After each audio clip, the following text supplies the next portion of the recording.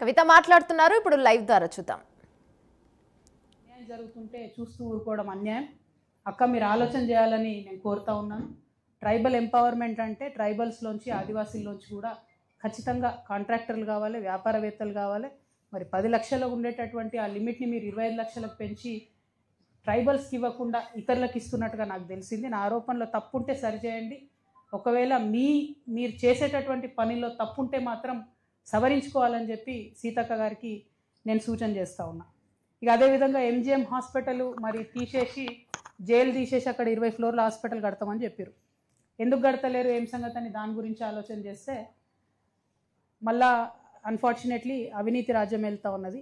1100 కోట్లతోని తెలంగాణ వచ్చినాక బీఆర్ఎస్ హయాంలో టెండర్ జరిగింది. అప్పుడు ఒక కంపెనీకి వచ్చింది. దాన్ని ఇంకో కంపెనీ బినామీగా చేస్తుంది. ఆ బినామీ చేసే కంపెనీ ఏం చేసింది? 1100 కోట్ల టెండర్ని 1700 కోట్లకి చేసింది. అది హరీష్ రావు గారికి సంబంధించినటువంటి కంపెనీ అని తెలిసింది నాకు. మరి అది వాస్తవమో కాదో మీకే తెలవాలి. 1700 కోట్లు అవడంతోనే ఇప్పుడు వచ్చినటువంటి గవర్నమెంట్ విజిలెన్స్ ఎంక్వైరీ చేసిందట. మరి ఆ విజిలెన్స్ ఎంక్వైరీ అయ్యేది ఎప్పుడో, ఆ హాస్పిటల్ అయ్యేది ఎప్పుడో ఏందో మాకైతే తెలియదు. బట్ ప్రభుత్వాన్ని మాత్రం ఒకటే డిమాండ్ చేస్తున్నా, పోయిన ప్రభుత్వంలో తప్పులు జరిగినాయి అని ఇంకా కూడా మొత్తుకునే బదులు ఆ తప్పుల్ని సరిచేయండి. తొందరగా విజిలెన్స్ రిపోర్ట్ తెప్పించుకోండి.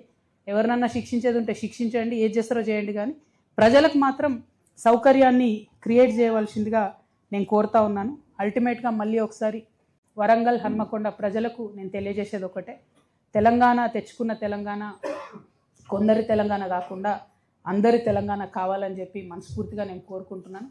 అసమానతలు లేని తెలంగాణ కావాలి. విద్య కోసం, వైద్యం కోసం ఆలోచించకుండా గుండె మీద చేసుకొని తెలంగాణ బిడ్డలు నిద్రపోయే రోజు రావాలి. మహిళా యువత నాయకత్వం ముందుకెళ్ళాలి. దానికోసం స్టూడెంట్ యూనియన్ ఎన్నికలు జరగాలని చెప్పి నేను మనస్ఫూర్తిగా నమ్ముతా ఉన్నాను. దానికోసం కూడా తెలంగాణ జాగృతి ప్రభుత్వాన్ని మీద ఒత్తిడి తీసుకొచ్చి యూనివర్సిటీలలో స్టూడెంట్ యూనియన్ ఎన్నికలు పెట్టే విధంగా కూడా ప్రయత్నం చేస్తాం.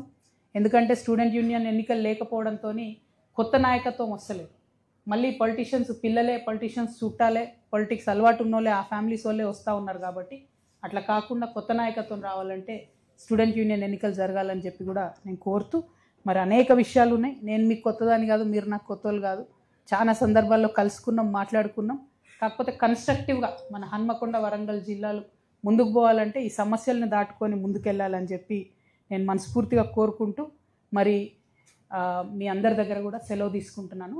ఇంకా ఈ ప్రెస్ మీట్ తర్వాత కూడా అనేక కార్యక్రమాలు ఉన్నాయి. ఈరోజు అన్నీ కూడా సమస్యలకు సంబంధించే ప్రయత్నం చేస్తూ ఉన్నాం, వాటిని తీర్చడానికే ప్రయత్నం చేస్తూ ఉన్నాం. ప్రెస్ మిత్రుల సహకారానికి మా తెలంగాణ జాగృతి సభ్యులకు ఉండాలని చెప్పి మనస్ఫూర్తిగా కోరుకుంటూ థ్యాంక్ యూ. జై తెలంగాణ, జై జాగృతి.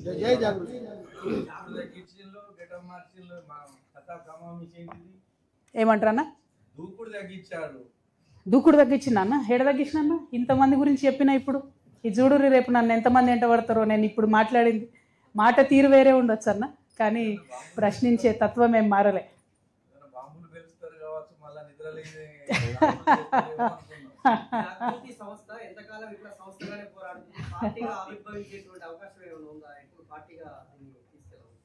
అంటే నేను ఇందాకనే అన్నా కదన్న, ఇప్పుడు పార్టీలు ఉన్నాయి, ప్రతిపక్షం ఉంది. మొత్తం ప్రతిపక్షం జూబ్లీ హిల్స్లో ఉన్నది,